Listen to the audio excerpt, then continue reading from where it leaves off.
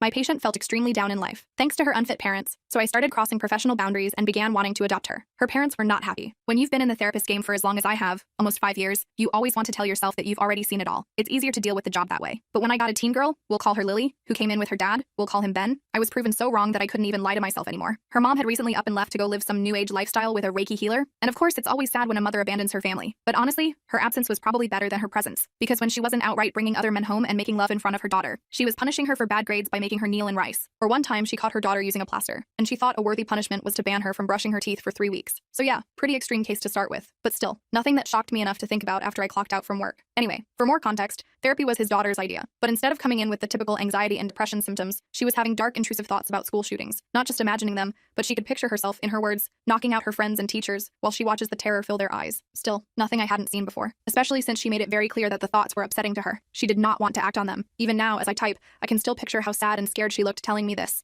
Her voice was shaky, hands trembling, and if it wasn't for the code of conduct, I would have ripped her out of the chair and lunged at her for a hug right then and there. So I had to settle for offering her a plethora of verbal praise, as well as encouragement for seeking help and trusting me with this information. I could tell it made some sort of positive impact on her, because she immediately eased up and I saw a slight childish sparkle return to her eyes. In the back of my mind, I knew she was displaying the criteria for the onset of schizophrenia, but I thought she was too young to be diagnosed, and there were no signs of any serious potential harm to others. So I simply recommended that she be brought for a full evaluation with a great psychiatrist colleague of mine, because she understood the situation and was going to get her in stat. Everyone seemed relieved, and there were no alarm bells in my head for anything going wrong. But a few days later, I got the call. It was her mom. She had woken up from whatever festival ditch she had passed out in to call my office and flip out. And by flip out, I mean she had a tantrum that can only be likened to one of a 5-year-old who doesn't want to brush their teeth. I don't know what you and the government are trying to do here, but no daughter of mine will be some pilled up cottonhead. Leave my effing family alone. It took everything in me not to wish death upon her, because I've seen what happens when teenagers are stopped from getting the help they need. Spoiler alert, it's never good. But alas, the code of conduct buries its head in the sand when it comes to psychotic parents, meaning I had no power. And maybe to the untrained eye, what comes next in the story will be a surprise. But to me, well, I saw it coming from a mile. Actually, no, thousands of miles away. I could have been in Australia and still seen it coming. So by now you guys are probably dying to know what happened. Well, here it is. The daughter ended up following through and going to the school. She was found in the bathroom with an AR-15 in one hand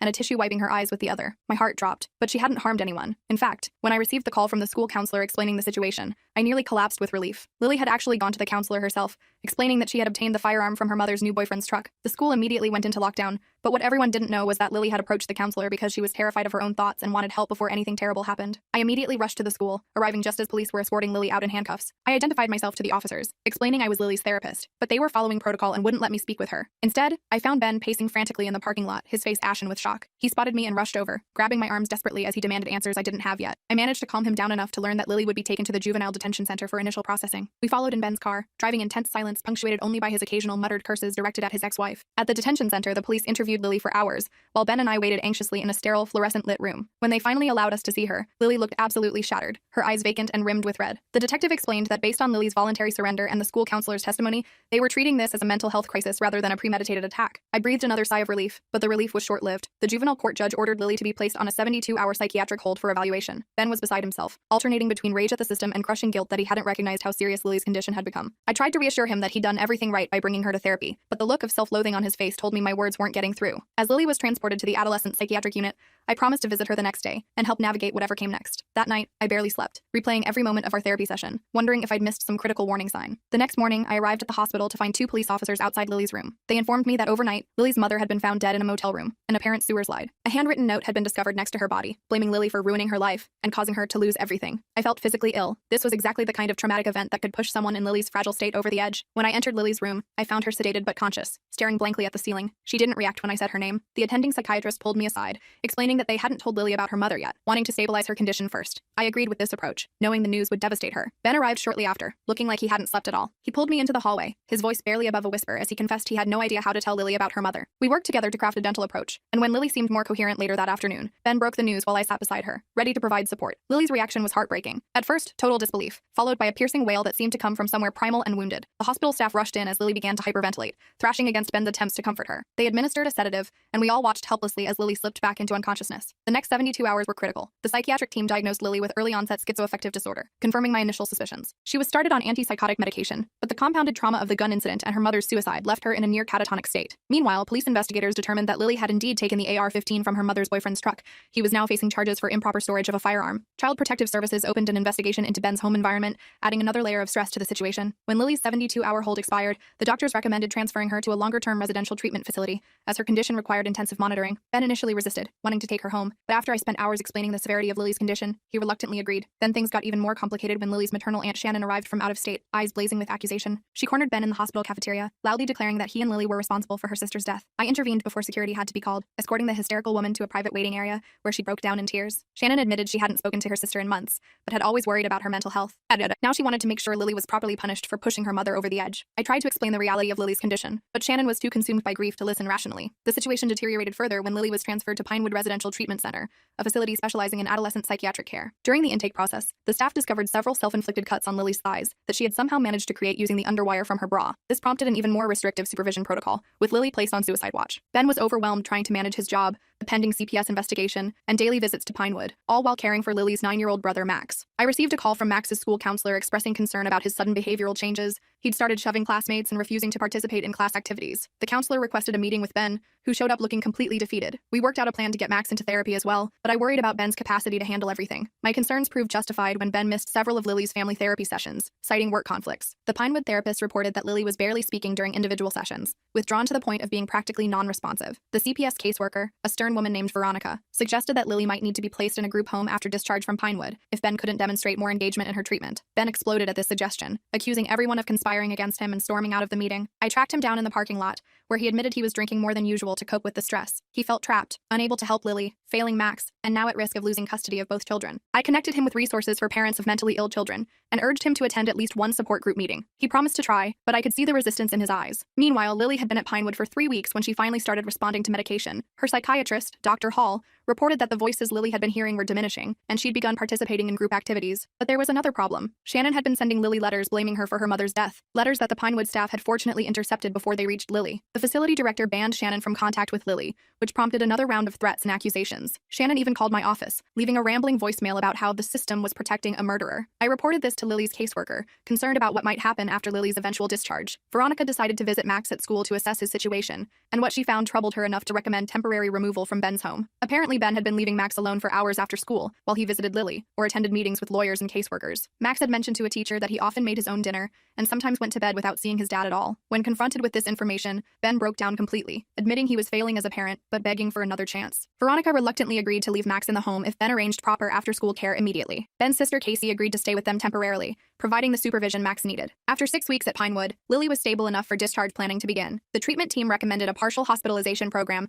followed by intensive outpatient therapy, with the understanding that Lily couldn't return to her previous school. The school board had implemented a zero-tolerance policy that banned her regardless of the circumstances. Ben tried to arrange homeschooling, but between his work schedule and Max's needs, it quickly became clear this wasn't feasible. Lily ended up enrolled in an online program with minimal oversight, spending most days alone in her room while Casey focused primarily on Max. When I visited the home for Lily's first post-discharge therapy session, I found her unwashed and blank-eyed, her medication untouched on her nightstand. I immediately called Dr. Hall, who agreed that Lily's living situation was compromising her recovery. A family meeting was scheduled to address these concerns, bringing together Ben, Casey, Veronica, Dr. Hall, and myself. Shannon somehow learned about the meeting and showed up unannounced, bringing Ben's sister Diana, who had previously shown little interest in the situation. The meeting quickly devolved into chaos as Diana suddenly proclaimed that Lily had always been odd and questioned whether she might be dangerous to Max. Ben defended Lily half-heartedly while Shannon nodded enthusiastically at Diana's accusations. I tried to redirect the conversation to Lily's immediate needs, but the family dynamics overpowered any attempt at productive discussion. In the midst of this squabbling, we all failed to notice Lily standing in the doorway, having overheard everything. She fled to her room, locking the door behind her. When we finally got the door open, Lily was curled in the corner, hands over her ears, rocking back and forth. The incident resulted in another hospitalization, this time at the County Emergency Psychiatric Unit. Dr. Hall recommended that Lily not return to Ben's home given the toxic environment, and for once, Veronica agreed without hesitation. This sparked a legal battle as Ben insisted he could provide proper care for Lily, while Shannon surprisingly petitioned for custody of Max, but not Lily. Shannon claimed Max needed to be protected from Lily's influence, further cementing Lily's status as the family pariah. The juvenile court judge assigned to the case, Judge Martinez, was known for prioritizing family reunification whenever possible. He ordered a comprehensive evaluation of both Ben's home and Lily's mental status before making any permanent decisions. In the interim, Lily was placed in Harmony House, a group home for adolescent girls with psychiatric conditions. Her arrival there was far from welcoming. Within hours, the other residents had somehow learned about the gun incident and began calling her school shooter behind the staff's backs. Lily retreated further into herself, refusing to participate in house activities and eating meals alone in her room. The only bright spot was an art therapy session where Lily created a haunting self-portrait that caught the attention of the therapist. therapist, who recognized genuine talent beneath the trauma. Ben's visits to Harmony House were sporadic at best. He often brought his new girlfriend Claudia, a loud woman with strong opinions about mental illness being all in the mind. I witnessed one particularly painful visit, where Claudia suggested that Lily just needed firmer discipline, rather than coddling from doctors. The Harmony House staff reported that Lily typically spent hours in bed after these visits, emotionally depleted. Meanwhile, the custody battle for Max intensified. Shannon hired an aggressive attorney who painted Lily as a dangerous influence, claiming Max would be traumatized by continued contact with his sister. Ben fought back half-heartedly, increasingly worn down by the legal fees and emotional toll. When Judge Martinez ordered Ben to attend parenting classes focused on mental health management, he complied reluctantly, often arriving late and participating minimally. The court appointed a guardian ad litem named Felicia to represent Lily's interests independently. Felicia was thorough, interviewing everyone from Lily's former teachers to the Pinewood staff to Ben's neighbors. Her preliminary report was damning. She documented a pattern of neglect before and after Lily's mother left, with multiple instances where Lily had been expected to care for Max despite her own struggles. She also uncovered disturbing text messages from Ben to Claudia, complaining about the drama Lily caused, and wondering if she might be better off in the system. When these texts were presented in court, Ben lost his composure, shouting that his words had been taken out of context, and accusing Felicia of having a vendetta against him. Judge Martinez warned Ben about his behavior, then ordered a psychological evaluation to assess his parenting capacity. Ben stormed out of the courtroom, ignoring my attempts to calm him down. Later that evening, he called me, slurring his words and blaming me for turning everyone against him. I reminded him that my primary concern was Lily's well-being, which only angered him further. At Harmony House, Lily found an unexpected ally in a staff member named Javier, who recognized her artistic abilities and brought her additional supplies: sketching pencils, watercolors, and a proper drawing pad. Under his gentle encouragement, Lily began creating a series of paintings that expressed her inner turmoil. The images were powerful. One depicted a small girl surrounded by towering, shadowy figures with exaggerated mouths, while another showed a woman floating away while a child reached for her. When I visited Lily, she showed me these paintings without explanation, the first time she'd initiated any interaction in weeks. I asked if she'd consider allowing these pieces to be shown to Judge Martinez as evidence of her emotional process, and she nodded slowly. The paintings became a turning point in the legal proceedings. Judge Martinez, after viewing them and reading Dr. Hall's latest evaluation, determined that Lily needed a specialized foster placement rather than the group home environment. He also ordered twice-weekly therapy sessions and monthly psychiatric reviews. Ben was granted supervised visitation rights, but lost primary custody pending completion of his parenting classes and substance abuse evaluation. Shannon was awarded temporary custody of Max, with the stipulation that she facilitate regular contact between the siblings, a requirement she immediately began finding excuses to circumvent. Finding an appropriate foster placement for Lily proved challenging. The first couple, the Nelsons, seemed promising. They had experience with special needs teens and a calm home environment. But after learning about Lily's history, Mrs. Nelson expressed concerns about liability if Lily had another episode. They withdrew their application after just one meeting with Lily, leaving her devastated and convinced no one would ever want her. Lily returned to Harmony House, where she stopped taking her medication until staff intervention forced compliance. Her art, previously vibrant despite its dark themes, became monochromatic and sparse. Javier reported that she spent hours staring at blank paper, unable to transfer her thoughts to the page. I increased our sessions to 3 times weekly, desperately trying to maintain the fragile progress we'd made. During one session, Lily finally spoke about her mother's suicide, asking in a small voice if I thought the note was right. Was she truly responsible? I spent the entire hour reassuring her that her mother's choices were never her burden to bear, that mental illness had claimed both of them in different ways. The breakthrough was short-lived, however, as the next day brought news that Shannon had filed for permanent custody of Max, with a request to terminate all contact with Lily as detrimental to his development. Ben, who had been making minimal progress in his court-ordered programs, seemed to give up entirely at this news, missing his next scheduled visitation with Lily. Felicia, concerned about the trajectory of the case, connected with a lawyer named Robin who specialized in special needs adoption. Robin reviewed Lily's file and suggested that termination of parental rights might be in her best interest, allowing her to be adopted by a family equipped to handle her needs. When Ben heard the word adoption, he reappeared with renewed vigor, hiring an expensive attorney to fight what he called a conspiracy to steal his daughter. The legal battle intensified, with multiple hearings scheduled to determine Lily's long-term placement. In the midst of this chaos, an unexpected ally emerged. Ms. Mahoney, Lily's former art teacher, had learned about her situation through a colleague and reached out to inquire about becoming a foster parent. She had remained single, but had a stable teaching career and a genuine connection with Lily from their previous interactions. When Ms. Mahoney visited Harmony House, Lily actually smiled for the first time in months, showing her former teacher the artwork she'd created. The change in Lily's demeanor was so dramatic that even the skeptical staff took notice. Ben's attorney immediately moved to block Ms. Mahoney's foster application,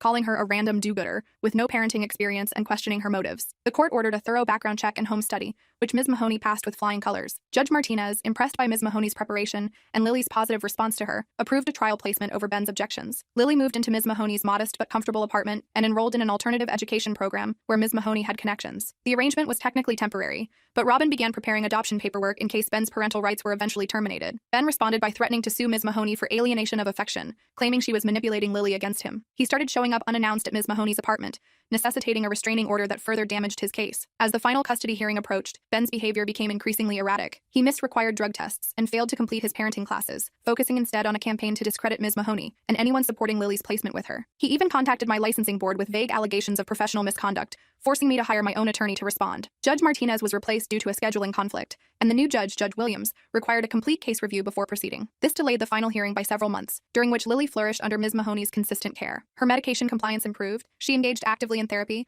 and her artwork evolved to include colors and occasionally hopeful imagery. She even began expressing interest in attending a specialized arts high school the following year. Ben's attorney requested multiple continuances, each delay seeming designed to wear down Ms. Mahoney's resolve. But she remained steadfast, documenting Lily's progress meticulously and working closely with Lily's treatment team to address any setbacks. Shannon continued to keep Max isolated from his sister, but occasionally sent photos and brief updates through the caseworkers. These morsels of information were precious to Lily, who created a scrapbook of everything she learned about Max's life. The final blow to Ben's case came when he failed to appear for a critical court date, sending his attorney with a dubious doctor's note instead. Judge Williams was unimpressed, particularly after Felicia presented evidence that Ben had been seen at a casino the previous evening. In contrast, Ms. Mahoney arrived with a comprehensive plan for Lily's continued education, therapy regimen, and medication management, along with letters of support from Lily's treatment team and teachers at her new school. After reviewing all evidence, Judge Williams made the unprecedented decision to terminate Ben's parental rights, citing abandonment and failure to address the issues that led to Lily's removal. The path to adoption was now clear, though Robin warned it would still take months to finalize. Lily's reaction to the news was complicated, relief mixed with grief for the father she once had, before trauma and addiction had transformed him. In the end, Lily's adoption was finalized in a small courthouse ceremony that I was honored to attend. Max wasn't present. Shannon had moved him out of state,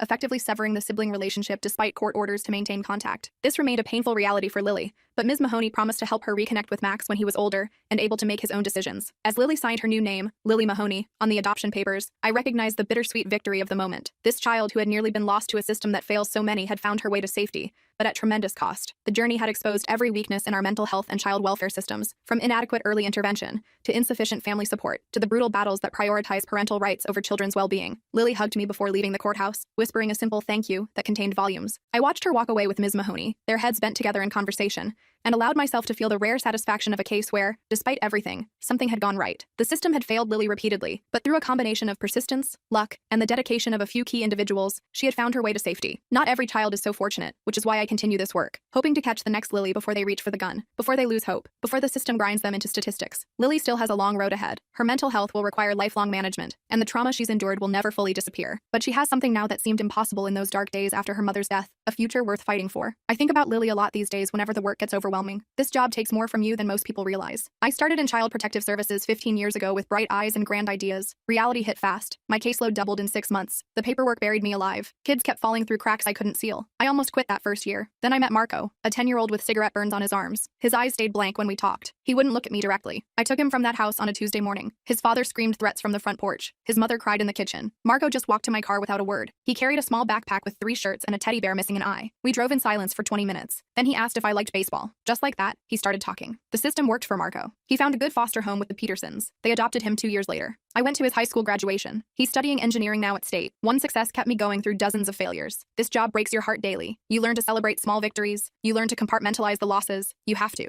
The weight would crush you otherwise. I remember the Johnson twins, found locked in a closet for 3 days. Their aunt took them in immediately. The Miller boy who set fires to feel something. He's doing better with proper medication now. The countless teens who ran from placements. Many disappeared into streets that devour the vulnerable. I keep their files in a special drawer. I still look for them sometimes. The hardest cases stay with you forever. Lily could have easily joined that list of regrets. I first met her on a freezing January morning. The school counselor had called in the report. Lily hadn't spoken in class for days. Her homework mentioned death repeatedly. She came to school in the same clothes 3 days straight. The teacher noticed bruises on her wrists. I drove to the school with snow falling heavily. The roads were slick with ice. The car heater barely worked. I rehearsed my approach while driving. First meetings matter most with traumatized kids. The counselor met me at the front office. She looked stressed and exhausted. The fluorescent lights made everyone look sickly. Lily sat alone in a small conference room. She stared at her hands folded on the table. Her brown hair needed washing. Her coat had tears at both elbows. I introduced myself casually. No response at first. I mentioned I liked her unicorn backpack. She glanced up briefly. Progress comes in tiny moments. We talked about simple things first. Favorite classes, school lunch, the weather. She gave one-word answers mostly. I asked about home eventually. Her shoulders instantly tensed. Her fingers twisted together painfully. She looked at the door like an escape route. I backed off immediately. Trust builds slowly with abused children. I checked her file while she used the bathroom. Mother died 14 months prior. Father worked night shifts at the factory. 3 school absences that month already. Previous good grades dropping steadily. I called her father from the school office. No answer. I left a message explaining my visit. We needed to schedule a home assessment. Lily watched me make the call. Her eyes widened with fear. That told me plenty already. I took Lily for hot chocolate after getting permission. The small diner across from school was warm and quiet. She ordered marshmallows but didn't eat them. I noticed scratch marks on her left arm. They looked self-inflicted. She caught me looking and pulled down her sleeve. We sat in awkward silence for several minutes. Then she asked if I would take her away. Just like that, no preamble. Her voice sounded so small. I explained my job carefully. I told her about safety plans, about family preservation when possible, about foster care when necessary. She nodded like she understood completely. Her eyes held wisdom no 12-year-old should possess. Her father father called back while we sat there. He sounded angry and defensive. He demanded to know why I was talking to his daughter. I kept my voice professionally neutral. I scheduled a home visit for the next morning. He reluctantly agreed. I drove Lily back to school afterward. She moved like she carried invisible weights. The school counselor met us at the door. She gave Lily a gentle side hug. Lily flinched slightly at the contact. I watched her walk back to class, her shoulders hunched forward protectively. I documented everything in my car before driving away. The snowfall had worsened considerably. The windshield wipers barely kept up. I visited 2 more families that afternoon. A baby with suspicious fractures. A teenager caught stealing food repeatedly. Each case file joined the tower on my desk. Each family needed more than I could give. The system stretched beyond capacity years ago. We just keep piling more weight on the breaking points. I worked until 8 that night catching up on reports. My supervisor stopped by my cubicle before leaving. She looked as tired as I felt. Budget cuts meant another position eliminated. My caseload would increase again next month. I nodded and promised to manage somehow. We both knew it was impossible already. I drove home through quiet streets. My apartment felt empty and cold. I heated leftover pasta in the microwave. I fell asleep reviewing case notes on my couch. Lily's home visit loomed in my thoughts. Morning came too quickly. I overslept and rushed through my shower. I spilled coffee on my only clean shirt. Traffic backed up for miles due to an accident. I arrived at Lily's house 30 minutes late. The small ranch-style home needed paint and repairs. Dead plants lined the walkway. Newspapers piled up on the porch. The doorbell didn't work when I pressed it. I knocked loudly instead. Lily's father opened the door partially. He didn't invite me in immediately. He looked like he hadn't slept in days. His clothes smelled of alcohol and cigarettes. I introduced myself professionally. I explained the purpose of my visit. He reluctantly stepped aside to let me enter. The house felt cold inside. Dirty dishes filled the kitchen sink. Takeout containers covered the counters. Empty beer cans lined the living room floor. No photos were visible anywhere. No decorations suggested a child lived there. He offered excuses about working doubles, about struggling since his wife died, about doing his best alone. I nodded sympathetically while taking mental notes. I asked to see Lily's room. He hesitated noticeably. Red flag number 1. We walked down a narrow hallway. The carpet hadn't been vacuumed in months. He opened the second door on the right. The small bedroom contained just a mattress on the floor. A plastic bin held some folded clothes. School books stacked neatly in one corner. No decorations, no toys visible, no personality in the space. I asked about the living situation casually. He mentioned selling furniture to pay bills. Said Lily didn't mind the simplicity. The bathroom showed signs of neglect too. No toothpaste visible. Towels smelled of mildew. The medicine cabinet contained prescription bottles with his name. Several were for heavy painkillers. Several were empty. Red flag number 2.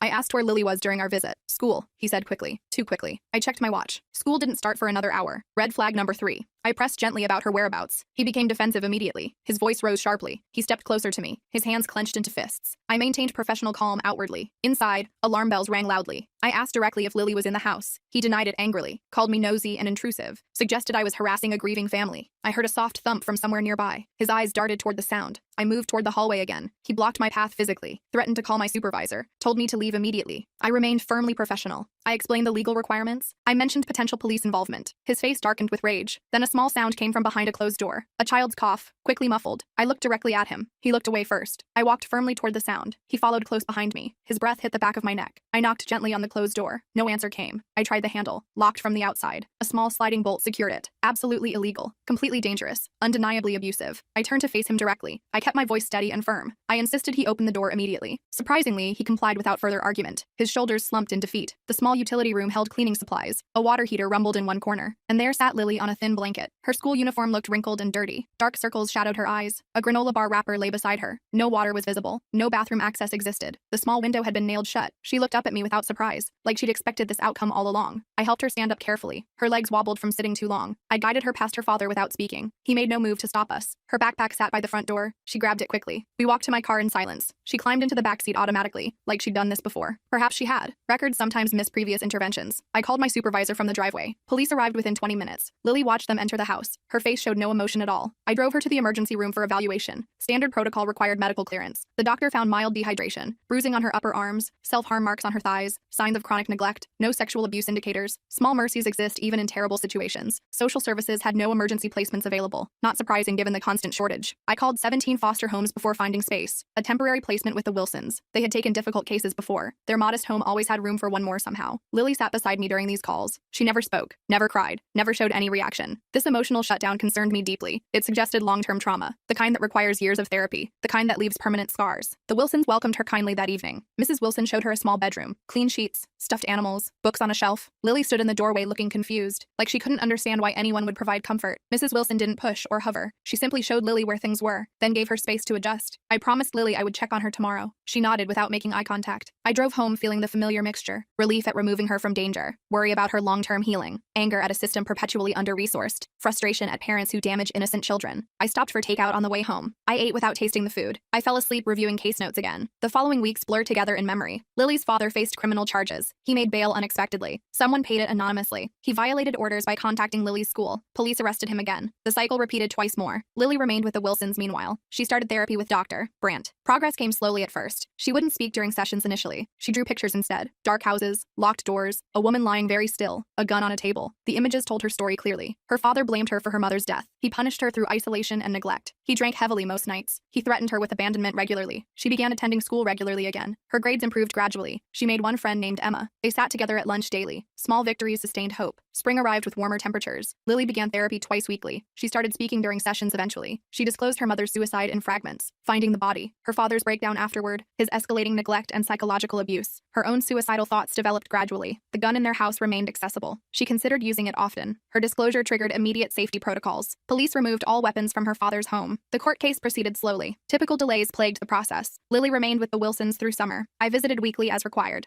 I brought her books sometimes. She enjoyed fantasy stories especially, worlds different from her reality, characters who overcame impossible odds. She began seeing a psychiatrist monthly. Medication helped stabilize her mood somewhat. Her nightmares decreased in frequency. She gained weight steadily. Her hair regained its natural shine. The physical healing outpaced the emotional recovery. That's typical with severe trauma. Bodies heal faster than minds. The preliminary hearing arrived in August. Lily needed to testify potentially. Her therapist recommended against it strongly. The prosecutor agreed to video testimony instead. Lily recorded her statement at the advocacy center. She spoke clearly about the abuse, about the neglect after her mother died, about the closet where punishment happened, about going hungry for days sometimes, about missing school when bruises showed, about contemplating suicide repeatedly. Her father accepted a plea deal ultimately. 5 years with possibility of parole, less than he deserved, more than many abusers receive. The criminal justice system offers imperfect solutions. Lily showed little reaction to the news. Her emotional protective barriers remained strong, understandable given her experiences. Trust builds slowly after betrayal. Healing follows no convenient timeline. Fall brought school transitions. Lily entered 7th grade. The Wilsons became her long-term placement. Their modest home provided stability. Their patience never seemed to waver. They understood trauma responses well. They never took her behavior personally. They celebrated small improvements genuinely. They created safety through consistency. Holidays proved challenging as expected. Lily struggled with memories of better times, of Christmases before her mother's depression, of birthdays when gifts appeared, of family dinners without tension. Grief complicated her healing journey. Loss layered upon trauma creates complexity. Her therapy continued twice weekly. Art therapy helped express emotions words couldn't reach. Group therapy connected her with similar survivors. Equine therapy taught trust through animal connections. The Wilsons drove her faithfully to each appointment. They rearranged work schedules accordingly. They prioritized her healing above convenience. I transferred to a different unit eventually. Preventative services suited my burnout better. I worked with families before removal became necessary. I taught parenting skills to struggling mothers. I connected fathers with addiction services. I helped grandparents raising traumatized grandchildren. The work remained difficult but felt more hopeful somehow. I checked on Lily periodically despite the transfer. Professional boundaries suggest limiting ongoing contact, but some cases touch you differently. Some children stay in your thoughts persistently. Lily graduated middle school with honors. She joined the school photography club. She made several consistent friends. She still saw her therapist weekly. She still took medication daily. She still struggled with trust issues, but progress continued steadily. Small victories accumulated gradually. 3 years after removal, the Wilsons petitioned to adopt Lily. She agreed immediately when asked. The court date arrived on a sunny April morning. The judge asked Lily about her wishes directly. She spoke clearly about wanting permanence, about considering the Wilsons her real family, about feeling safe for the first time in years. The judge approved the adoption that day. Lily hyphenated her last name willingly. She kept part of her history while embracing her future. Balance matters in healing journeys. I attended the small celebration afterward. Lily smiled genuinely throughout the event. She hugged Mrs. Wilson without hesitation. She accepted congratulations comfortably. She looked directly at people when speaking. Small victories that represented mountains of progress. She asked me to take a photo of her new family. I captured the moment willingly. Her smile reached her eyes completely. I keep that photo on my desk still. A reminder that healing remains possible. A reminder that intervention matters tremendously. A reminder that broken systems sometimes work regardless. Lily started high school the following fall. She joined the yearbook committee eagerly. Photography provided creative expression outlets. Her therapist reduced sessions to monthly check-ins. Her medication dosage decreased gradually. Her nightmares occurred rarely by then. She maintained consistent friendships successfully. She developed appropriate boundaries in relationships.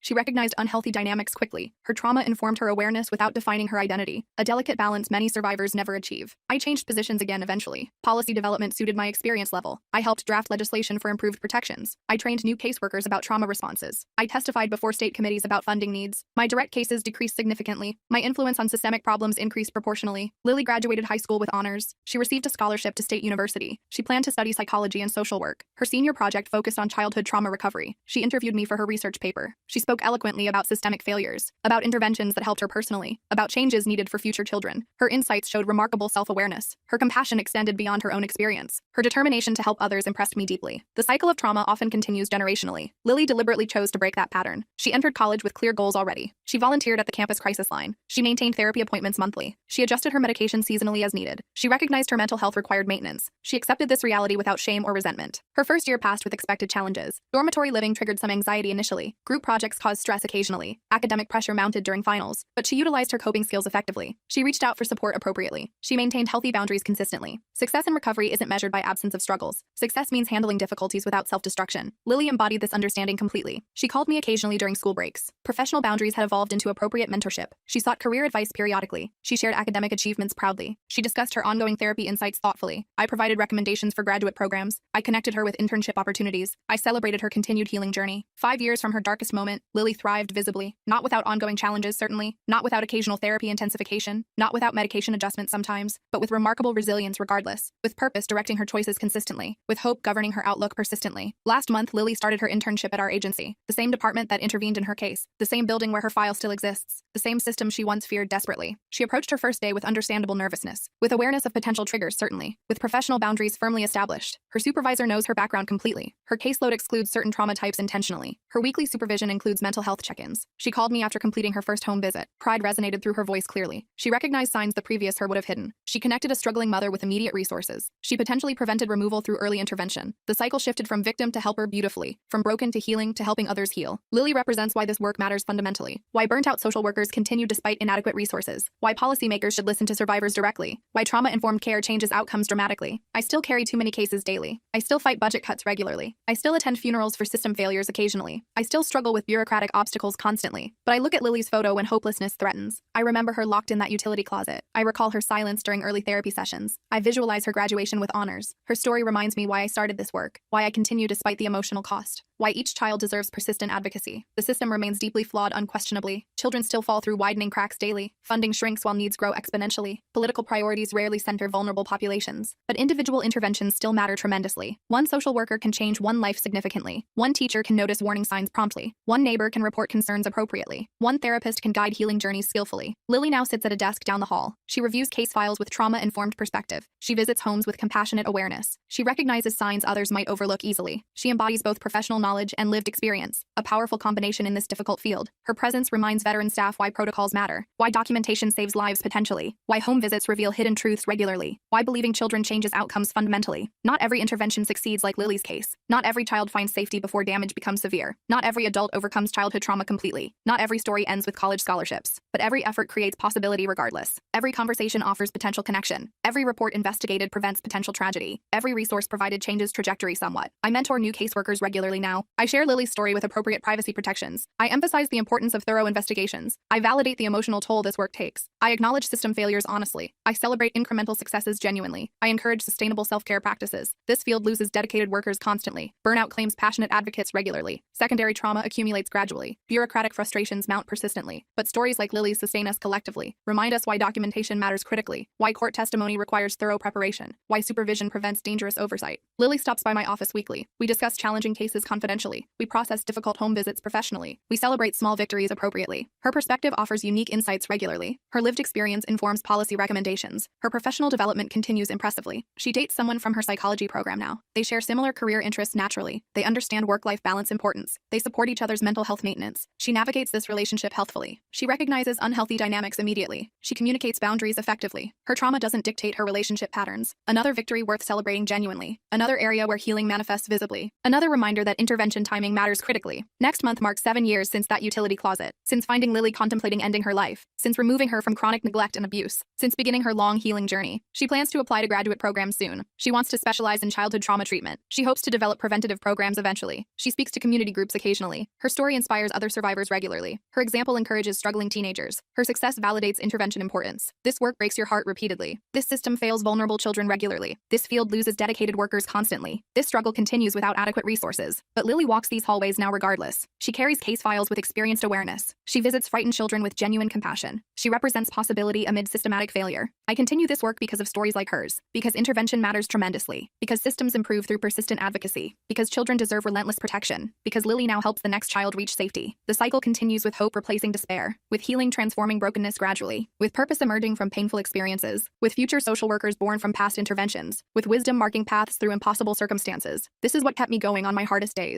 I remember walking into the office that Monday after Lily's case closed. My desk overflowed with new files. Each manila folder held another child's future, another family in crisis, another community struggling to respond. I picked up the first file and read the intake summary. 10-year-old Marcus. Neighbors reported screaming. School reported unexplained absences. Medical records showed a suspicious pattern. I called the reporting teacher immediately. She answered on the second ring. He hasn't been here all week, she said. I thanked her and grabbed my keys. The drive to Marcus's apartment took 20 minutes. Rain pounded my windshield the entire way. Puddles formed in the complex's parking lot. Security buzzed me through reluctantly. The elevator smelled like cigarettes and cleaning solution. I knocked 3 times before anyone answered. Marcus's mother cracked the door 2 inches. Her eyes darted behind me to check for police. I showed my identification card. I explained the purpose of my visit. I asked to speak with Marcus. She hesitated before opening the door fully. The apartment was clean but sparse. A single couch faced an old television. School books sat neatly on the coffee table. Marcus appeared from a back bedroom. His eyes met mine briefly, then dropped to the floor. I noticed the bruise immediately. It spread across his left cheekbone in shades of purple. His mother saw me looking. She quickly explained about a baseball accident. Marcus nodded in automatic agreement. I asked to speak with him alone. His mother protested but eventually agreed. She stepped onto the tiny balcony to smoke. Marcus remained standing even when I sat down. His posture reminded me of Lily. The same vigilant stillness. The same readiness to flee. I kept my voice gentle. I asked simple questions about school, about friends, about what he enjoyed doing. Slowly, his shoulders relaxed slightly. He sat on the edge of the couch. He mentioned a science project about planets. His eyes brightened momentarily. Then his mother came back inside. The shutters came down instantly. I left with more questions than answers. I called Marcus's school again from my car. The principal provided attendance records. 27 absences since September. I drove to the nearest hospital next. Medical records showed 3 emergency room visits in 2 years. Broken arm, concussion, severe stomach pain, different hospitals each time, different explanations each time. Red flags multiplied rapidly. I returned to the office and documented everything. I requested an emergency removal order. The judge reviewed the evidence and approved it. Police accompanied me back to the apartment that evening. Marcus's mother screamed accusations. Neighbors peered through doorways. Marcus silently packed a small backpack. He asked only about his science homework. I drove him to an emergency foster placement. The Johnsons had taken in dozens of children over 15 years. They greeted Marcus with quiet respect. They showed him a room with a desk for his homework. They didn't push for conversation. I watched some tension leave his small body. I returned to my office to complete the paperwork. My phone rang as I was finishing. Lily's name appeared on the caller ID. She called monthly now to check in, to update me on her college applications, to tell me about her volunteer work with younger foster kids. She asked about my newest cases without prying for details. She understood boundaries but offered emotional support anyway. One day at a time, she reminded me before hanging up. I smiled at the role reversal, the student becoming the teacher, the rescued becoming the rescuer. I turned back to Marcus's file with renewed determination. Days turned into weeks with his case. I visited the foster home regularly. Marcus slowly began talking more. He excelled in science classes despite everything. His teacher sent glowing reports about his astronomy project. His mother refused services initially. She denied all allegations angrily. She missed scheduled visitations repeatedly. Then suddenly she appeared at my office unannounced. She brought Marcus's favorite action figure. She asked about parenting classes tearfully. She admitted her boyfriend had caused the bruises. She chose Marcus over the relationship finally. I arranged increased visitation. I connected her with domestic violence services. I found affordable counseling options. Marcus's face showed cautious hope during visits. Progress came in small increments. 2 steps forward, 1 step back. Paperwork multiplied endlessly. Court hearings demanded precise documentation. Budget cuts threatened support services. Politicians made speeches about family values. Administrators worried about liability concerns. Through it all, Marcus worked on planets at the kitchen table. His foster mother bought him glow-in-the-dark stars. His biological mother attended every parenting session. 6 months passed before reunification became possible. I helped move Marcus's belongings back home. His mother had found a better apartment. She had secured a stable job. She had completed all required programs successfully. Marcus hugged his foster parents goodbye sincerely. They promised to attend his science fair. Connections remained intact across different households. The system worked correctly for once. I documented the successful case closure carefully. My supervisor noted it during my performance review positively. But 20 new files already waited on my desk. The cycle never paused for celebration. Another late night found me reviewing intake reports. Another child needed immediate intervention. Another family hovered at the breaking point. Another community resource reached capacity limits. I grabbed my emergency bag from under my desk. It contained snacks for hungry kids, clean clothes in various sizes, basic toiletries, comfort items, lessons from hundreds of removals packed into one duffel bag. The address led me to a motel on the highway. Police cars already filled the parking lot. An officer briefed me quickly. Parents arrested for manufacturing methamphetamine. 3 children found in the room, ages 7, 4, and 18 months. No relatives immediately available. No prior case history in our system. I entered the room cautiously. The smell hit me first. Chemical residue, unwashed bodies, spoiled food. The oldest child stood protectively in front of her siblings. Her eyes tracked my every movement warily. The middle child hid partially behind her. The baby whimpered softly from a playpen. I introduced myself calmly. I explained what would happen next honestly. I helped gather their few belongings respectfully. The oldest girl asked about keeping them together. I promised to try my absolute best. Her doubt showed plainly on her small face. Too many broken promises already in her short life. I understood her skepticism completely. Finding a placement for 3 siblings challenged the system's limitations. I made 27 phone calls from my car. Foster homes had single openings. Group homes had age restrictions. Relatives needed background checks first. The children waited silently in the back seat. The oldest girl fed the baby with a bottle I provided. She helped her brother color in a book. She whispered reassurances when they weren't intended for my ears. Finally, a placement coordinator found a possibility. An experienced foster couple with a recently empty nest. Their 3 bedrooms could accommodate siblings temporarily. Their training qualified them for trauma cases specifically. I drove 30 miles to their rural home gratefully. The foster mother met us on the porch warmly. She had prepared beds already. She had heated homemade soup quickly. She had experience with methamphetamine exposure cases. The oldest girl relaxed fractionally at this welcome. The younger boy accepted a teddy bear cautiously. The baby settled into waiting arms naturally. I completed placement paperwork thoroughly. I promised to return the next morning promptly. I drove home at midnight exhausted. My apartment greeted me with empty silence. Unwashed dishes sat in the sink accusingly. Unfolded laundry covered my bedroom chair. Unopened mail piled on the counter. I ignored it all and collapsed into bed. My phone alarm would ring again in 5 hours. The cases never stopped coming steadily. The needs never diminished realistically. The system never provided enough resources consistently. Morning came too quickly as always. I showered and dressed automatically. I reviewed case notes while drinking coffee hurriedly. I packed my bag with family photos from the motel room. Children should keep their memories when possible. The foster home appeared different in daylight. Flowers lined the driveway colorfully. A playground set stood in the backyard. Chickens roamed a fenced area nearby. The children seemed calmer after rest and food. The oldest girl asked practical questions about school enrollment, about parental visitation possibilities, about keeping her siblings together permanently. I answered as honestly as circumstances allowed. The truth remained complicated and uncertain. I promised advocacy, but not specific outcomes. She nodded with premature wisdom. I left to investigate family placement options immediately. Grandmother in another state. Aunt with her own CPS history. Father's whereabouts unknown entirely. Mother's parents deceased years ago. Extended families scattered by dysfunction patterns. I compiled reports for the first court hearing diligently.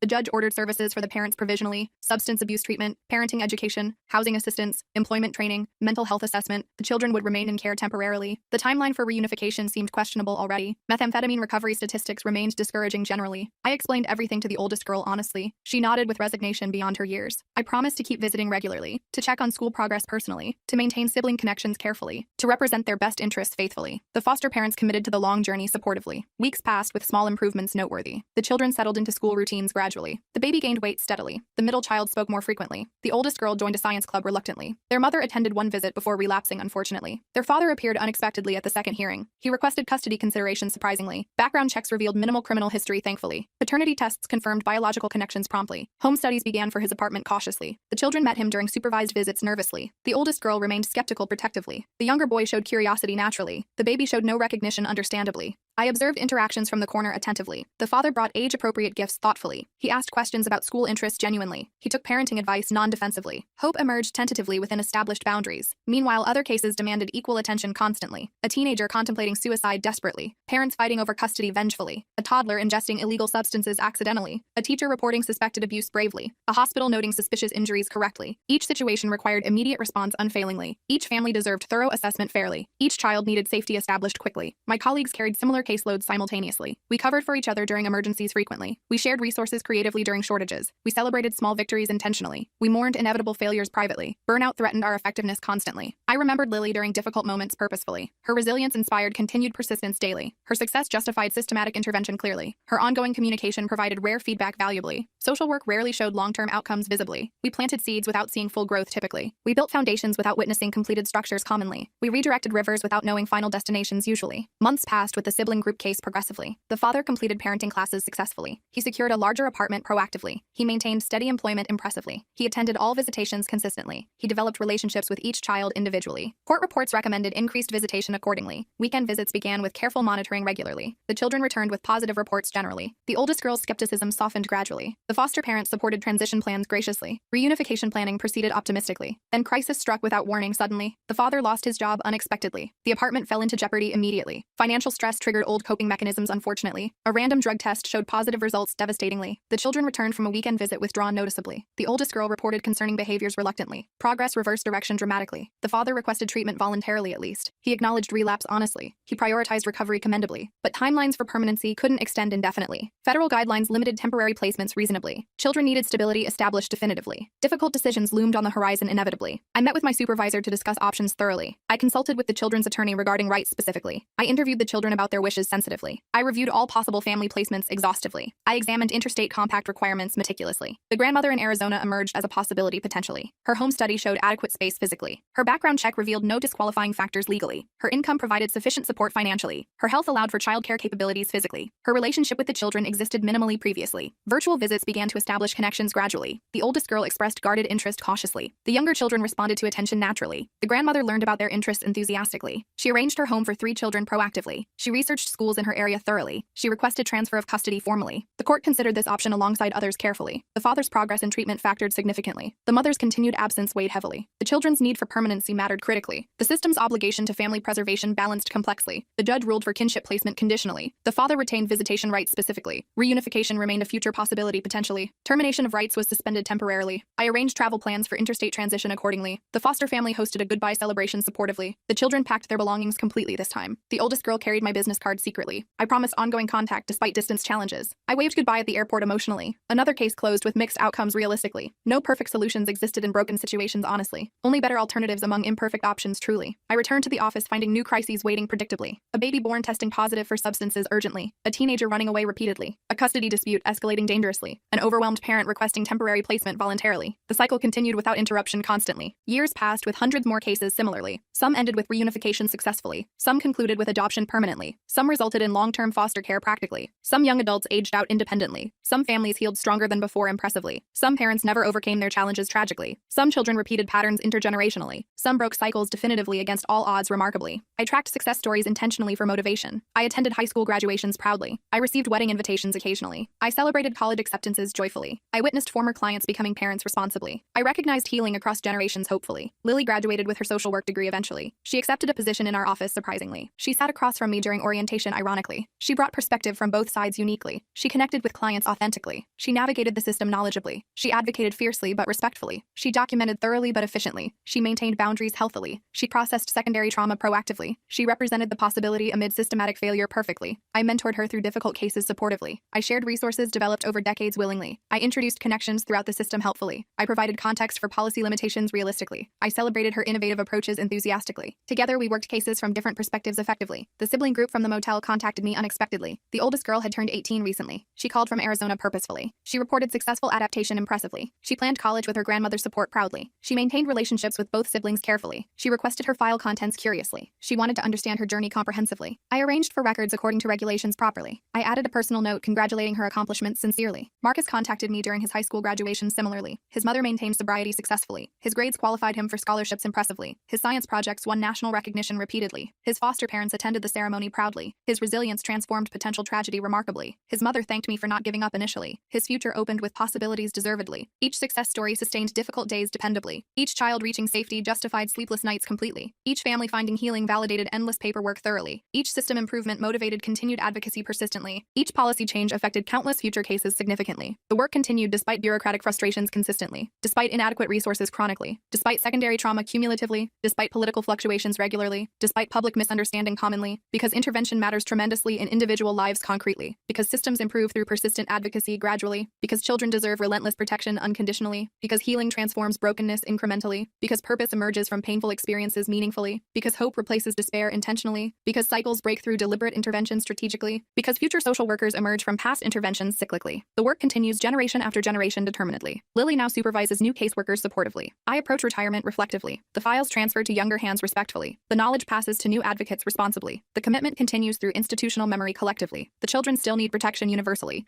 The families still need support consistently. The communities still need resources adequately. The cycle continues imperfectly but hopefully, with wisdom marking paths through impossible circumstances persistently, with courage facing heartbreaking situations repeatedly, with compassion offering dignity amid difficulty genuinely, with determination pursuing justice despite obstacles frequently, with belief in possibility sustaining difficult work continually, with recognition that each story matters individually, with understanding that systems change incrementally, with knowledge that healing happens gradually, with faith that effort creates difference eventually, one case at a time, one child at a time, one family at a time, one small victory at a time.